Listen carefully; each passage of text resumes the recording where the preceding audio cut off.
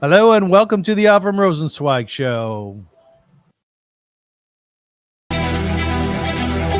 Welcome to one of the internet's best podcasts, where we dive deep into the lives of the extraordinary and fascinating people who leave an indelible mark on our world. Join us as we explore their captivating stories, remarkable achievements, and unique perspectives that shape history and inspire generations. Get ready to embark on a journey through the lives of inspiring people unlike any other.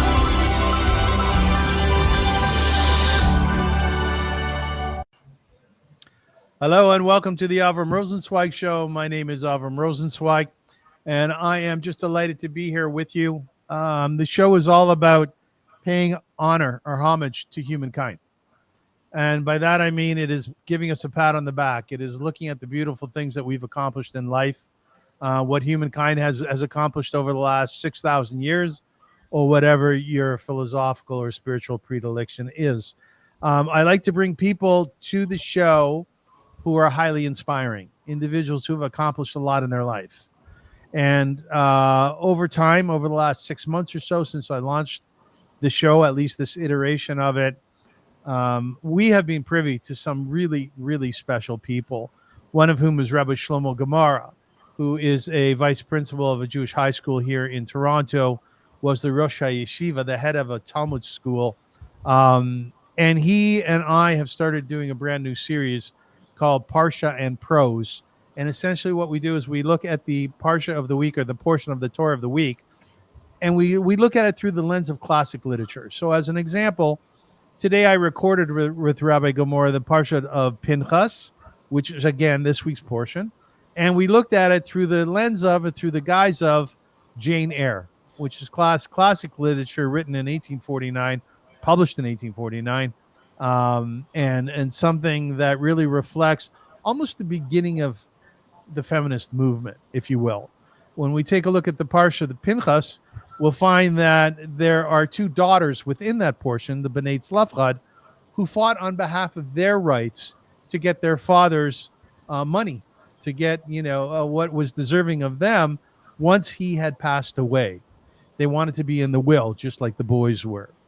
So you can listen to that series on the YouTube, the Avrum Rosensweig Show. You'll find it, there, and many other interviews that I've done that are just so incredibly inspiring because of inspiring what these people have accomplished. Now today, I have a dear friend with me, someone whom I've known for many years, who is an activist in the world of disability, and a marvelous human being, someone who has worked hard her whole life to make sure that other people who have gone through what she goes through, sometimes worse, to make sure that they have rights just like other folks do.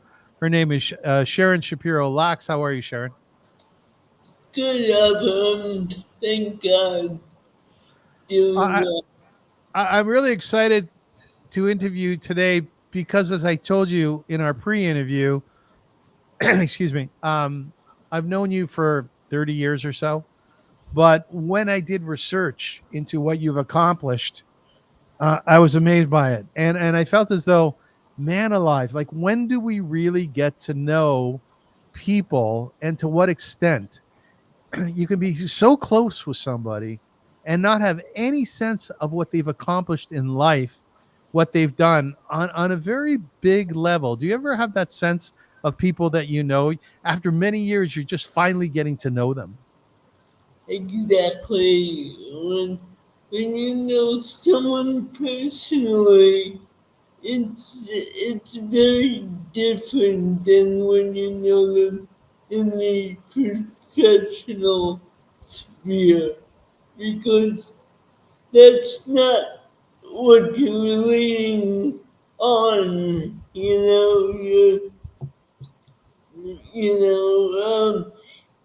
And people relate about how they feel when their ideas about life. They might not talk about themselves and what they're doing 5 days a week. Very true. Very true. Are you the type of person who talks a lot about herself? No, I like talking about ideas and about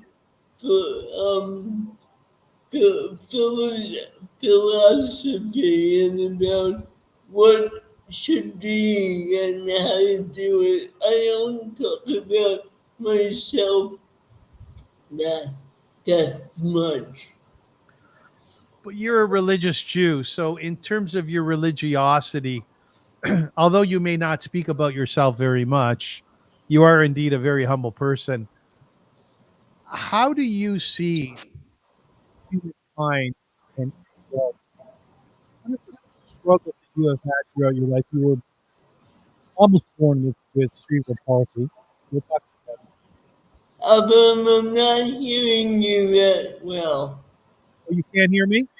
Now I can. You were a little muffled. Okay. Okay. My question to you, Sharon, is you're a religious Jewish woman Like, and you have fought your whole life to get equality for individuals who we call disabled. From a religious point of view, how do you see the equality of humankind?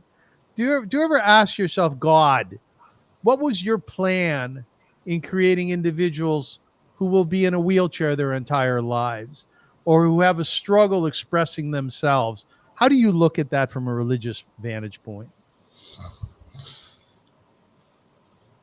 I see each and every person having his or her own test in life and their own challenges in life. Who am I to question God? I mean, yes, we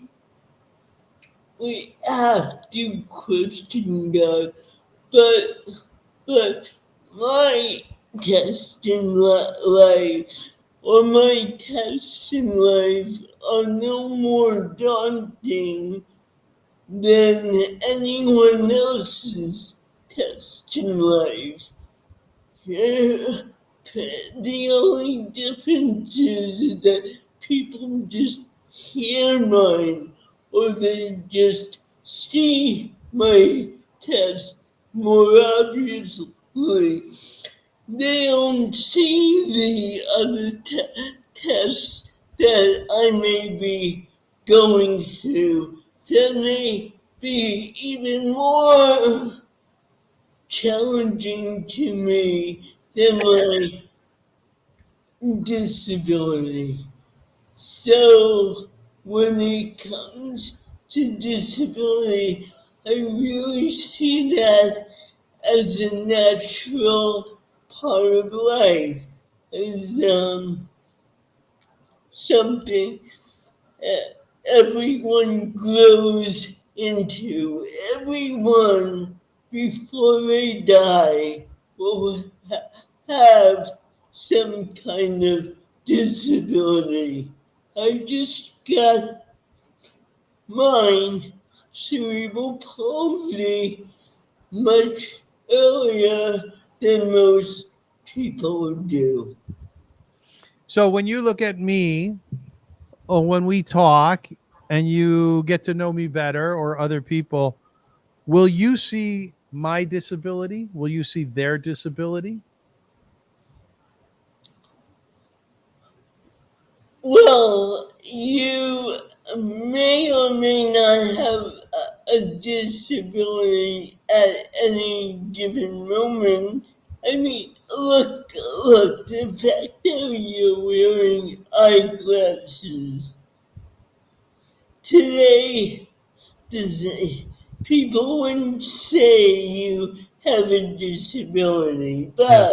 but Yes. if you didn't have those eyeglasses, or if eyeglasses weren't so widely worn, then you might be considered as having a disability. So disability is just as much of a social construct as it is a real entity. You know, your story is a very compelling one. I would say at first blush it's sad from its beginnings, and please correct me if you think I'm off on this, but you were born without a disability. Correct. And there you were, a little tiny baby, beautiful baby. And because of someone's mistake at not turning you over at a proper time, you choked on your would be your own saliva. Is that what it was? Regurgitated Yeah. food. So Yeah. tell us about that. What happened? So that's exactly what happened. Apparently I was sad, and and they laid me on my back and I regurgitated, and it was December 24th. It was Xmas Eve, and and they didn't see me. They didn't notice that I was choking. And suddenly I couldn't breathe. Thank God. After a minute or so, they did see, and they got me into an incubator. They resuscitated me. So, and they got me into an incubator.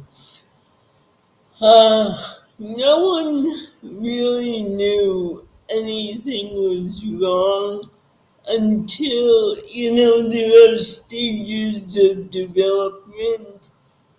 And my mother noticed that, like, 7 or whatever the stage is, that I wasn't sitting up, okay, at the right time and on my own. And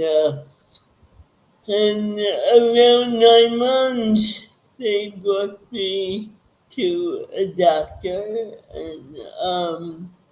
and they said that I probably have cerebral palsy, and that's, What is that's that? What is cerebral palsy? cerebral palsy is akin to having a stroke when you're young. It's basically that. It's where there's a part of the brain that is affected.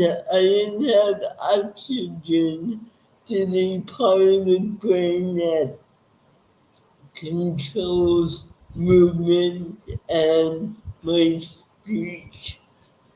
And and due to the lack of oxygen, brain cells died. And that's what it basically stroke is when brain cells die. And so so that's what happened, and it caused TP. Excuse me, I have a bit of a cold. Okay. Are you pissed off at the person who didn't turn you over?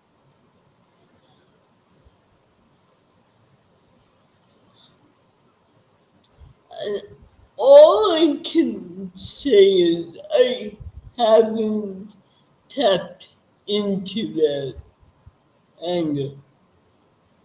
I First of all, I've known no other life. Okay, it's not like I I only experienced 2 days of not having any disability. Yeah. Okay, so I don't remember those 2 days. No. So this is how I've been ever since. So I I was able to see it as the way I was meant to be Yes. for my life. I mean, I now that I'm getting older and more difficult, life is becoming more difficult. I think I could tap into that anger a little bit easier. Um, but basically, I've accepted the way I am. I love the way I am in many ways. I also hate the way I am. It's a very contradictory feeling because um when I was in college I had a roommate, Patty Pangerino. We're still friends to this very day. And Patty has muscular dystrophy. Very, um, I mean, she she could barely move anything. And yet the way she used and uses her body in a very sensual way taught me that I can do the same with my body and loving my body and myself as I am. And so that's how I think I've been for most of my life. I think it's the appropriate time to pay homage to your parents, um, Irving and Marcia Shapiro, both of whom have passed away, and they should rest in peace. I'm just going to read a short line here, 2 lines from something that you sent over to me. Sharon Shapiro Lacks has had the penchant for advocacy since her youth, while other parents of children with disabilities during that period cloistered their children in their homes. Sharon's parents, loving parents, Irving and Marcia Shapiro, were determined to empower her to experience everything that life has to offer. What were your mom and dad like?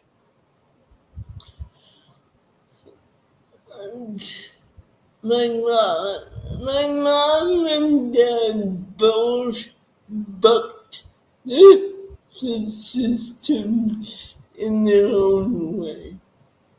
I,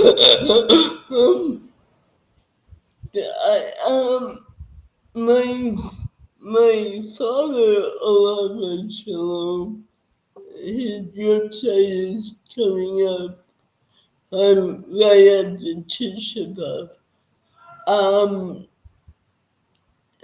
Was a very principled man. Very he and he got that from his father. His father wanted to do good for people, and he thought that people should treat each other in the right way. And my father didn't want me to be deprived of anything that any other child would do, or and we would be very competitive with each other, and, it, and so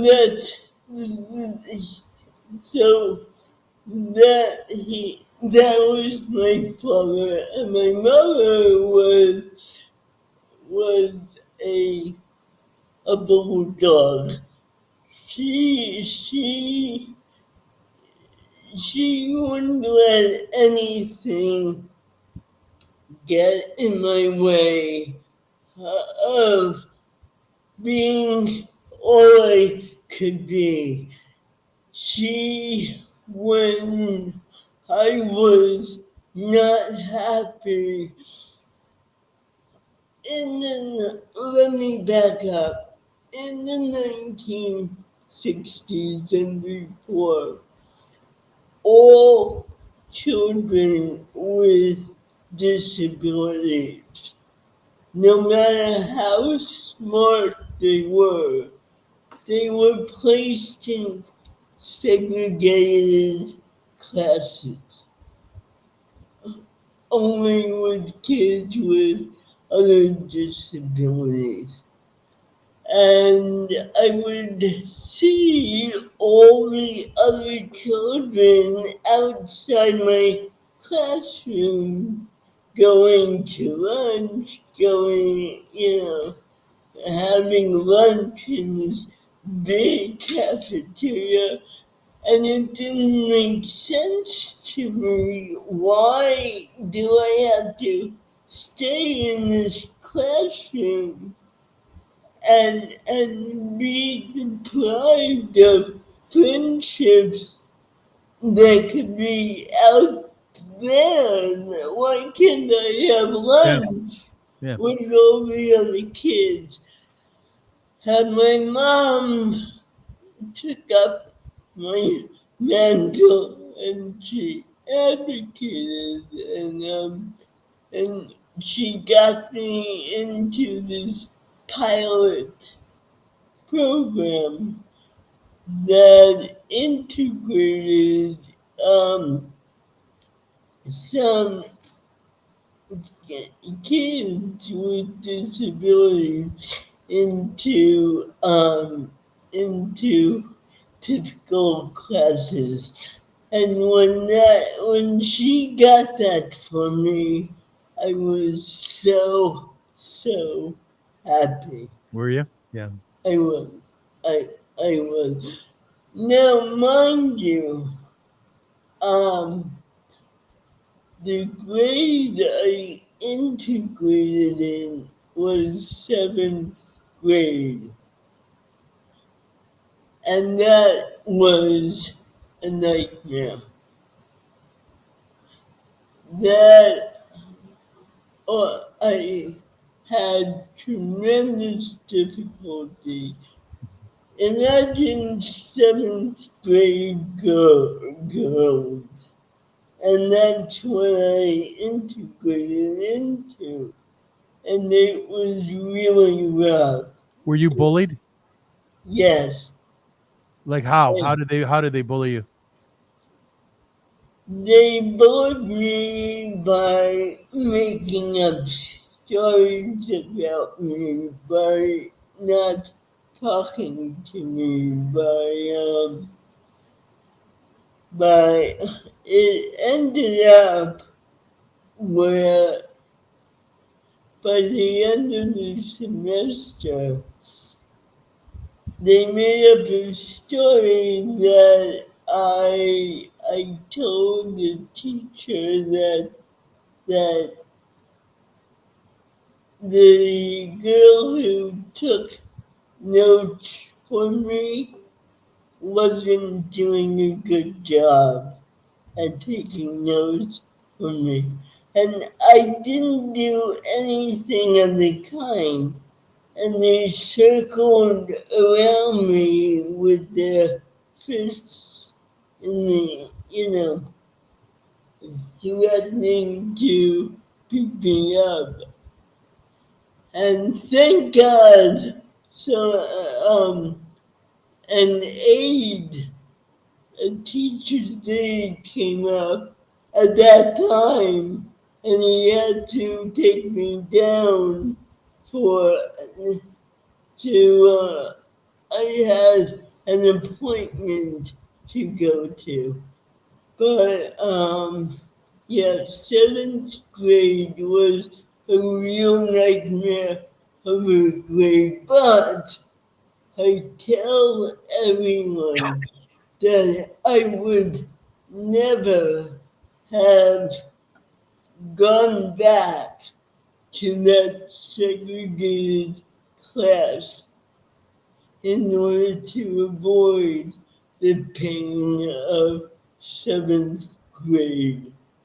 Never. I would rather endure that pain rather than be sheltered in a class for students with disabilities. Eighth grade was a whole other story. I was going to ask, what was eighth grade like? No, eighth grade was fine. The class was a bit different, and I made friends with a lot of guys, and and to this day, and this is the challenge when you're an Orthodox woman. But to this day, I enjoy being around guys. I mean, a group of guys that I do around better than around a group of women. Why do you think that is?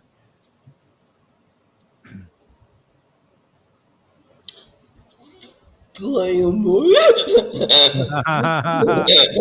Remember, I told you, any questions I ask you, you don't want to answer. Just say, I don't want to answer. I'll be blunt. I think women typically, not all women, I have a good number of female friends, but in general, I find that women are either nurturing or they're competitive with other women. So, if a woman can nurture me, right, and give me food and yeah, and give me what I need, then they feel in control. But once they feel that that you're in competition, then the dynamic changes. So when you're an adolescent female, your competition sense is at its height, and so I think that's the dynamic. As an adult, I still struggle with most women wanting to nurture me. That's how most women who initially meet me want to relate to me. They want getting food they want to. They don't talk to me like they would another woman that they would meet. And guys do. Guys don't try to nurture you. No, they don't. They don't really engage in any conversation, and that's why I like hanging out with guys who You got some death threats for advocating for plastic straws in restaurant. I hope you don't get death threats in our woke society, distinguishing between men and women. My God, but I'm sure we'll be okay. Thank you. Yeah, you're welcome, Sharon. You have spent many years with your very cherished, loving, incredible husband, Wayne. Wayne's a very special human being. He's very sensitive. He's extremely bright. He's always compelled to take on a good fight. But in terms of his relationship with you, my first question is, we'll do a part A and a part B. Did you feel when you were younger that one day you would fall in love? And my second question about you and Wayne is, I've seen Wayne many, many, many, many times lift you up and take you through a door and then lift up your wheelchair and do similarly. I can only imagine what sort of bond that you have with him because of what he does for you in that light and because you allow him to do it. Would that be accurate?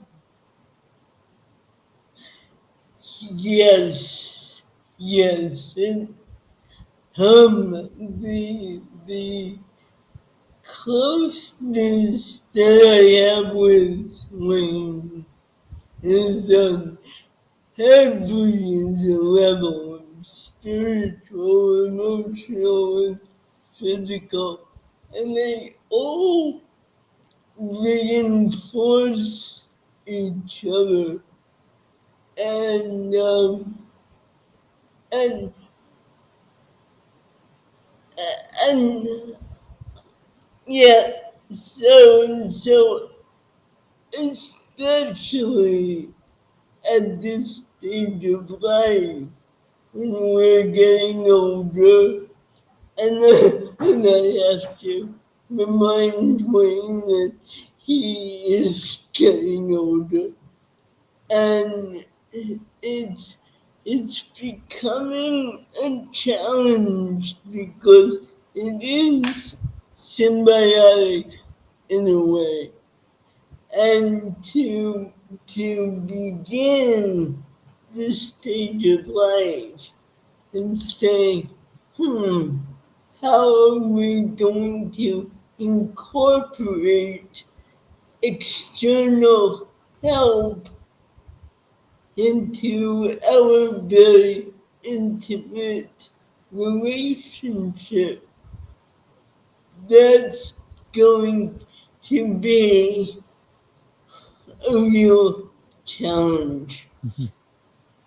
And of course, my fear of losing weight is exponentially heightened because of the multiple ways that we do support each other. So it's a very cherished thing, and at the same time it's challenging. It's interesting, Wayne has never resented the physical help he's given me. And I do have to make clear that I give him a lot of help in other ways. He has very, he's, he has or he has difficulty with organizing his time. He's electronically challenged.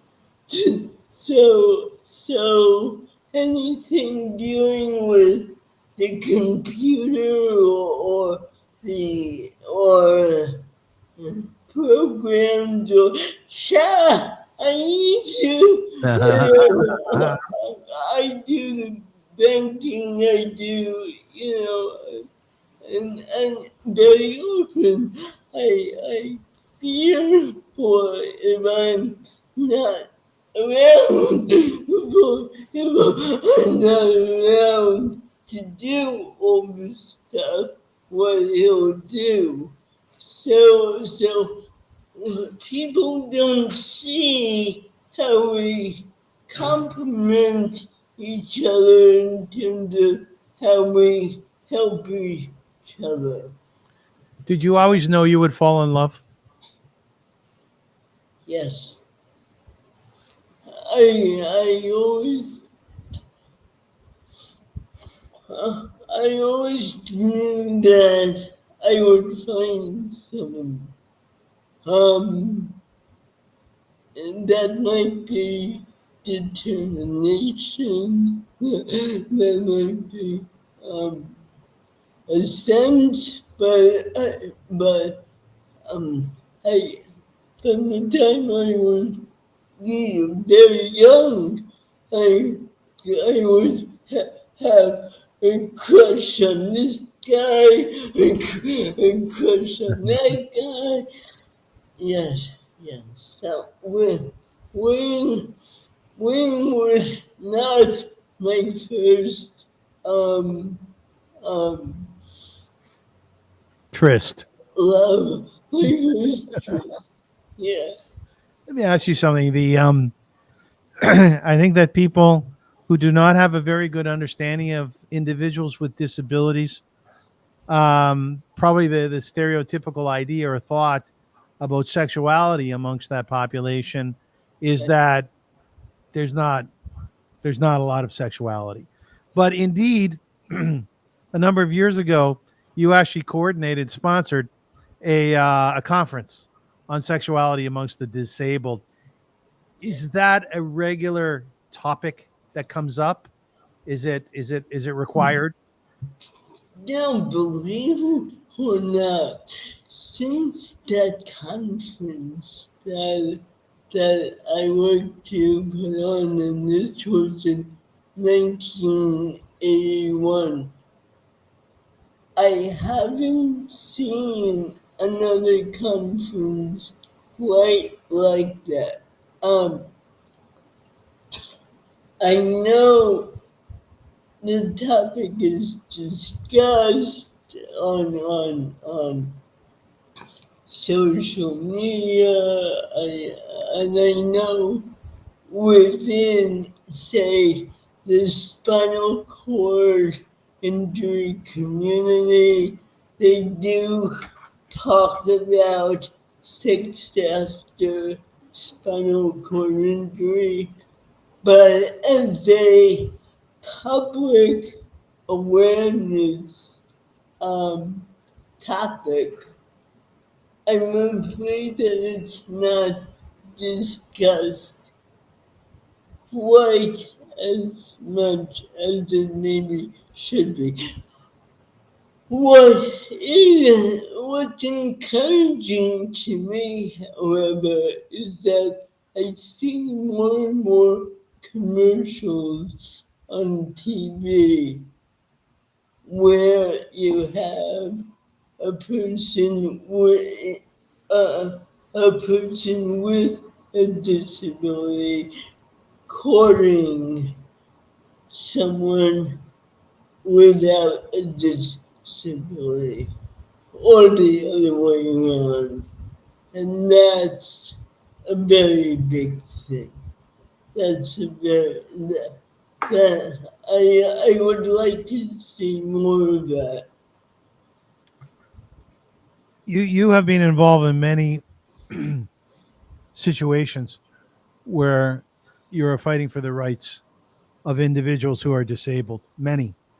To put this into context, there was an article written about you a number of years ago where you said you attended the synagogue on the high holidays. And you went up to the women's section. It was an Orthodox synagogue where the women would be on one side of what we call the mechitza, a division, and the men on the other side. And there was a holdup. And you were waiting and waiting and waiting, as the other women were as well. And you figured just someone was talking or not settling in the way they had to. But soon enough, you saw that what was going on was that there was an individual in a wheelchair who was struggling to get to their seats. Somebody ostensibly was helping them, from what I understand. And this was holding things up. And your response to it was, because the entire shul, synagogue, was being held up. And this really caught me, because your response to it was, my God, how embarrassed that person must have been. When synagogues are not prepared to accommodate a diverse population, everyone gets embarrassed when one day someone with a disability does come in. People don't know what to do, how to respond. The person themselves feels like the object of attention.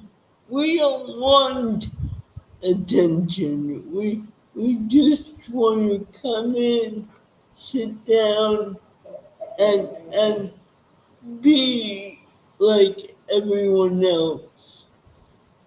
And and and I think when you create a community centered around 25-year-old men, you're creating an exclusive environment. I mean, 25-year-old able-bodied men. You're creating an exclusive environment.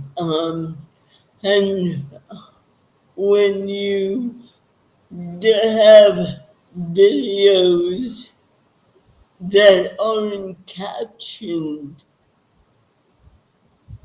you're disqualifying anyone who can't hear or can't process auditory information well without captioning. So,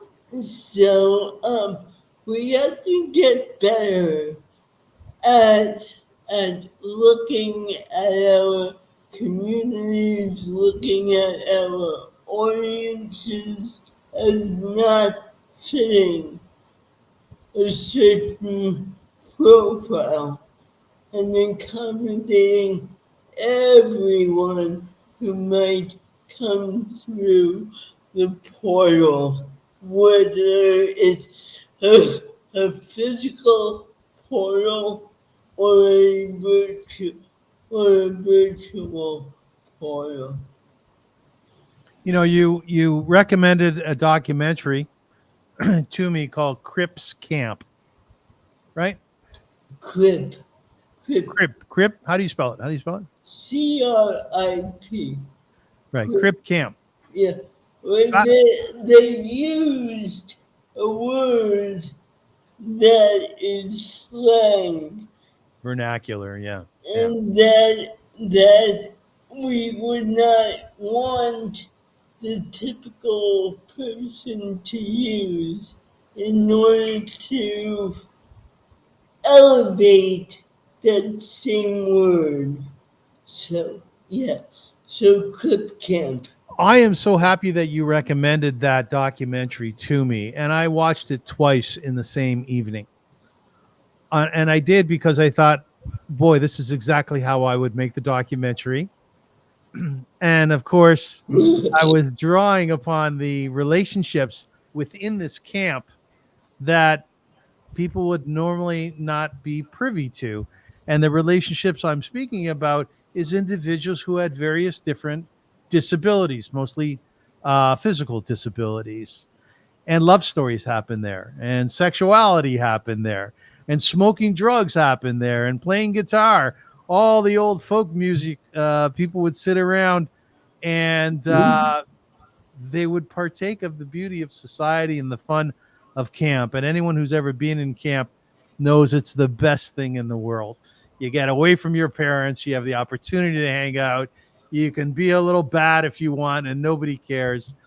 I think that the overall message that came out of that documentary was that people said, I've never had such a great time in my life. I've never felt myself as I did at Crib Camp, because when I go back into the city, people look at me as though I'm strange. I can't get into half the places because they're not accessible. People say very strange things to me. And here at Cribs Camp, everybody's like me. I can do what I want and I can say what I want. And people have the patience if I take a little bit longer, and they have the wherewithal to understand, hey, this is our life and this is how we live it. Magnificent, magnificent documentary. What did you love about Cribs Camp? For me, it just took me back. And for me, it took me that I attended that camp Yes, yes, I should have mentioned that. Yes. in 1977 or 76.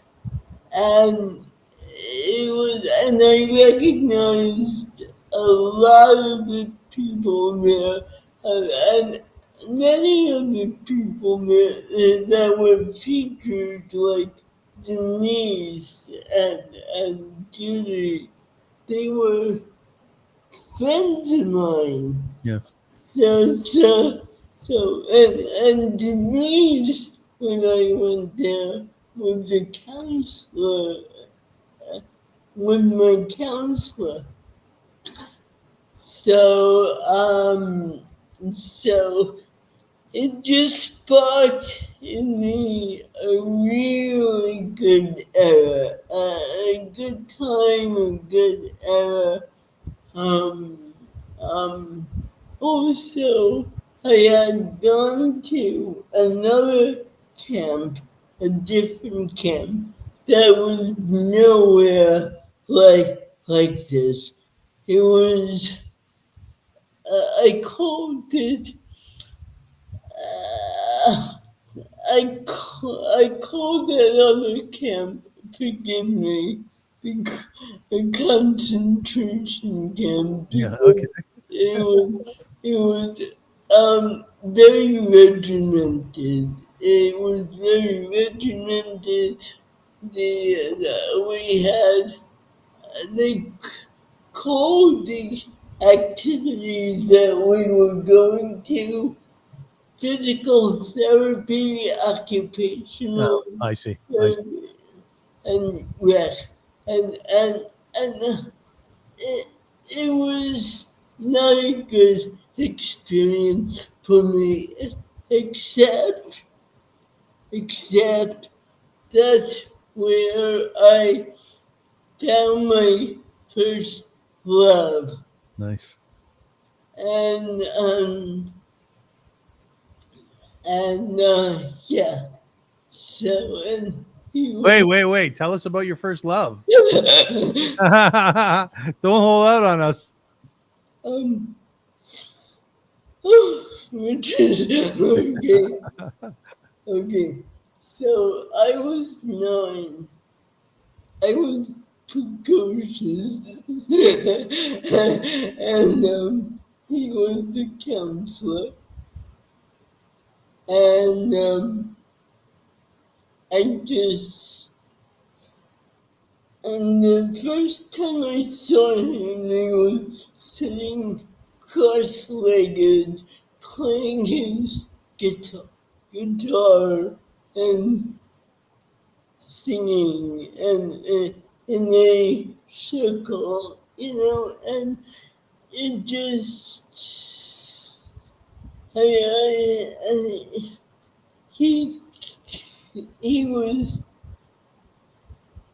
like my husband, like my wonderful husband Wayne. He didn't fit the mold. Yeah. He was a little bit counter what everyone else was, and I just fell in love with that. Nice. Nice. And we kept on the relationship for a number of years. But, I was a child and he was 16. Yes. So it was very complicated. It was complicated. And in the end, he found his partner, and they're still married, thank God, till this day.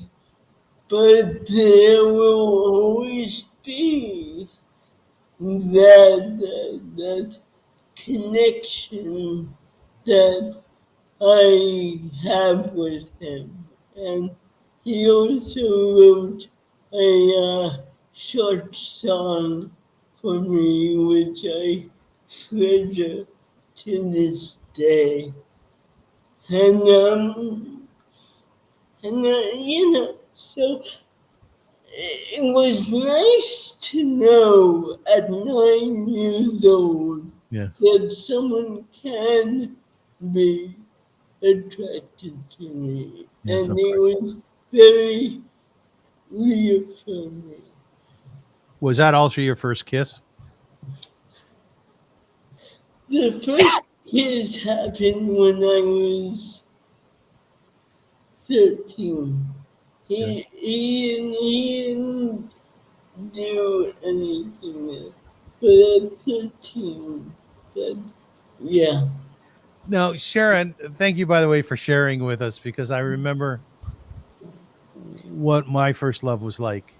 And there's something so magical about it that it stays with you for the rest of your life.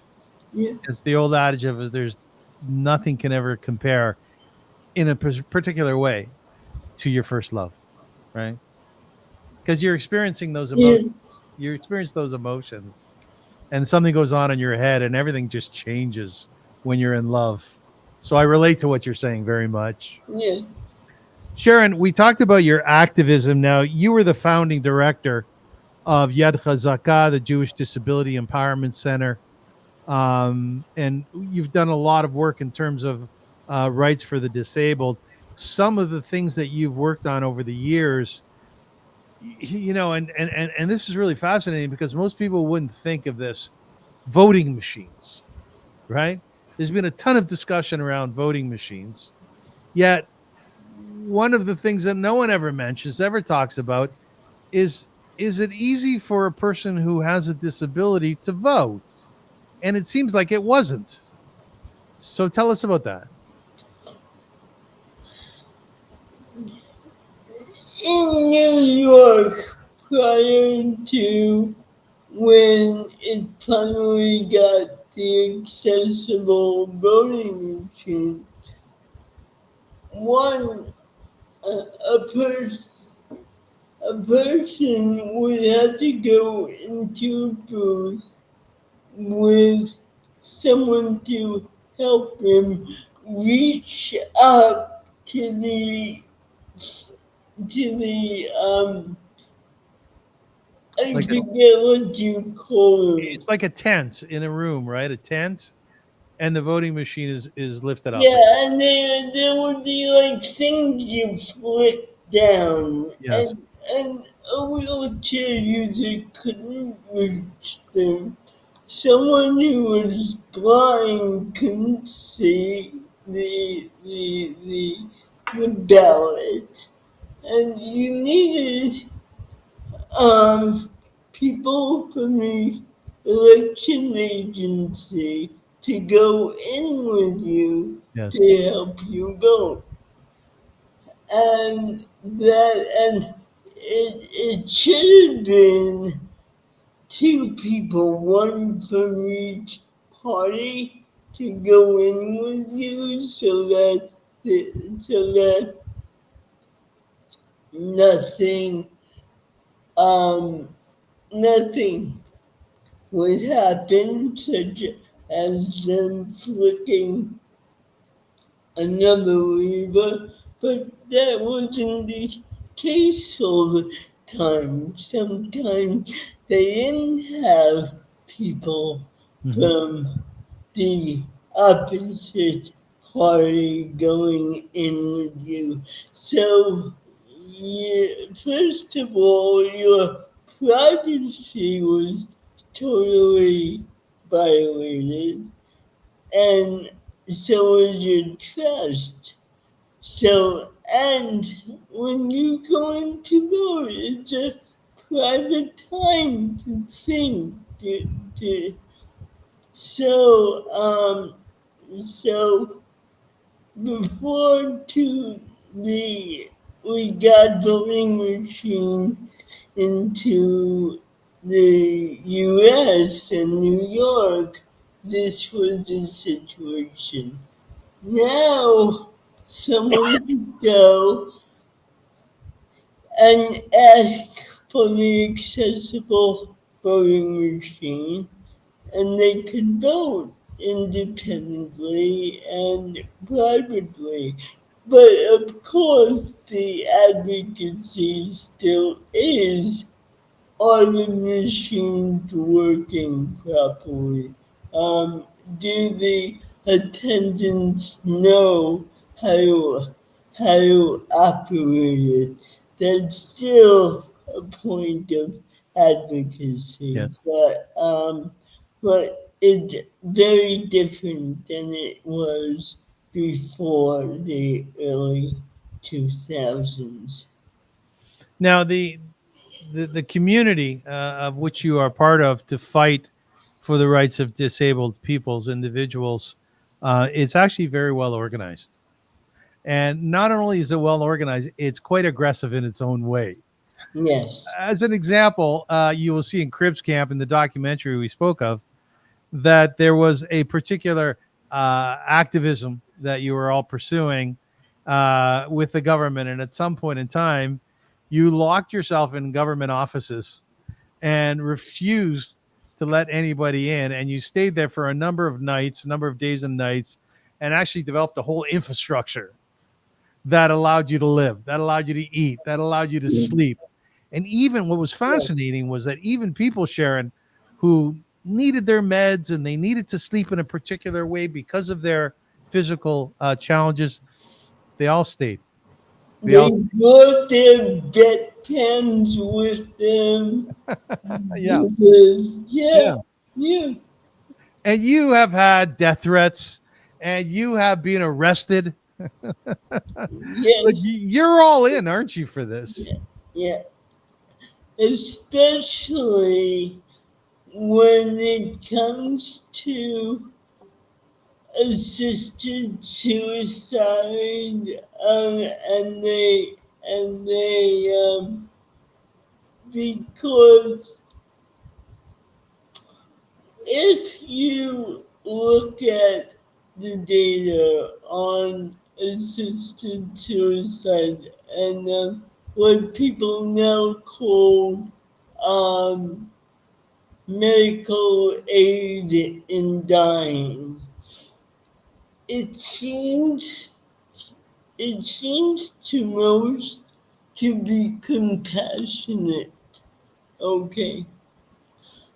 But what the disability community is concerned about is that most people's reason for wanting medical assisted to die with medical assistance is because they don't want to be put in the position of having their families take care of them, of not of having to go into a wheelchair, of uh, pain, the fear of the pain involved in dying is much lower on the list. So a lot of fear around dying has to do with disability. And we who live with disabilities are saying, wait a minute, if you make sure that the person has the care they need, that the family has the support that they need, and that they get the counseling they need around, what it's like to now have someone helping you wipe yourself after you go to the bathroom, and then it's not a shanda, it's not, let's look at that rather than having the doctor who is already influenced by the ableist ideas of life that you have to be totally independent, making the decision that this person has a valid reason for wanting to die and signing their name off on it. That's what we object to. That's what I object to. That it's the medical profession making the determination as to who has a valid reason to live or die. That's the point that I object to, and that disabled people who are belong to Not Dead Yet. Not Dead Yet is an organization that fights against this movement, objects to. And we think that the insurance establishment has reason for encouraging, physician-assisted suicide. And we just don't think that this policy is the right policy. Is society, and when I say society, I mean, let's say North America, for sake of discussion, the West, is it doing a better job at facilitating the needs of the disabled? We've come a long way. Um, uh, um,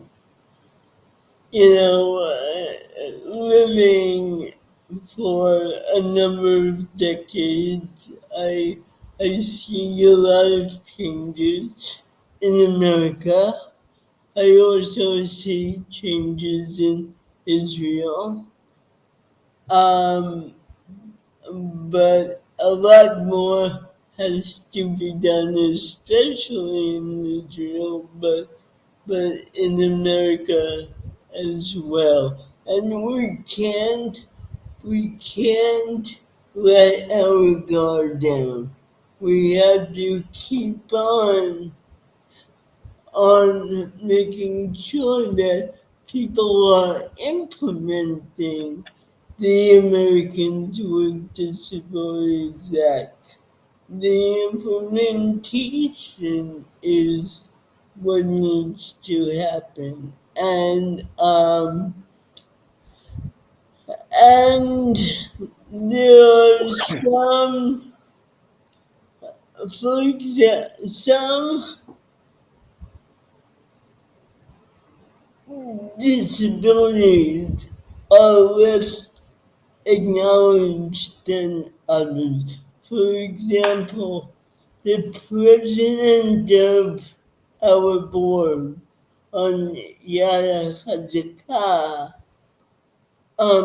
is blind, and and people don't notice how their their emails are not accessible. They don't make sure that when they used constant contact, that there is text behind the images that are in the email, because he could get emails that he totally can't read.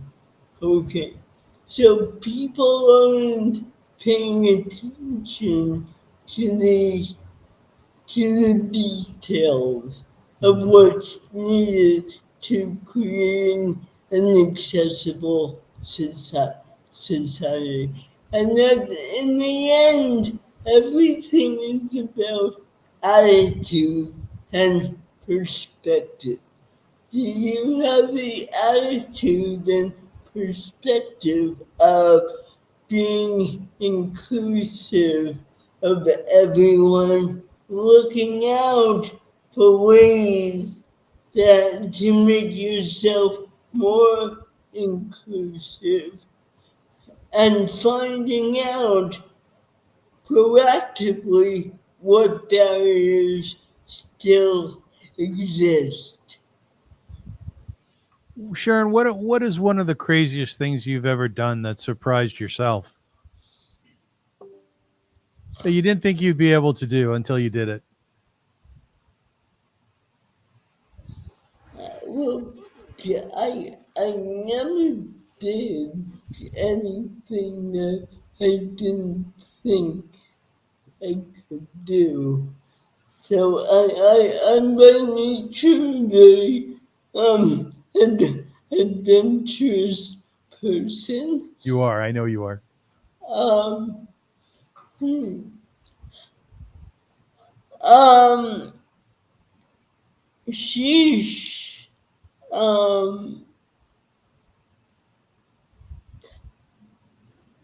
I can tell you about the time I took a risk, and I thought that I took on well, there were a couple of them,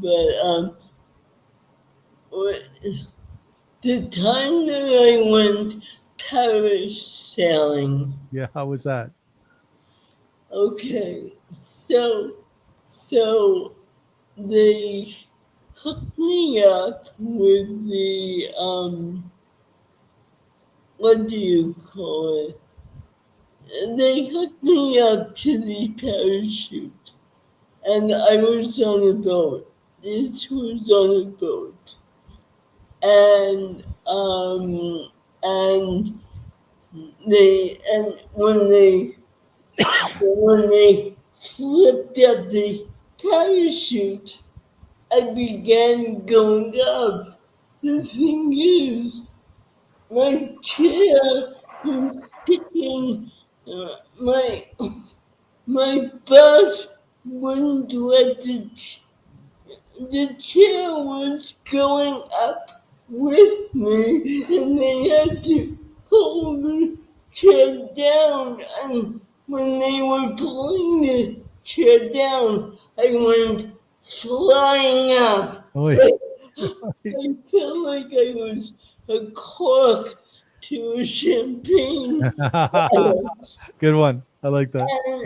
And when I went up there, when I went up there, a storm was coming in, Yeah. and the winds began to blow, and I was like, "Oh my God!" And I said, "I so much wanted to finally do this, but I kind of went up at the wrong time, and I was holding on for dear For dear life, life. Yeah, for sure. and and, and I may have gotten 30 seconds of calm when the winds were blowing around, but yeah, but I wouldn't give Wayne or anyone else the satisfaction of thinking I was I had no that time up there. Very good. So when they were reeling me in, I was waiting, yeah. You're you're an adventuresome sort. I know you. I think you're fearless, actually, aren't you? That's how it happened. Yes. That's a great story. Great story. Sharon, I want to thank you a lot for being on my podcast, and I think that opening up people's eyes to advocacy on behalf of the disabled community, you've done a magnificent job over. One only has to look at your resume and you know all the background information that you provided, which really suggests that for years already, for years, this is not a new thing. You decided that you were going to make life better for a whole bunch of people, and you have.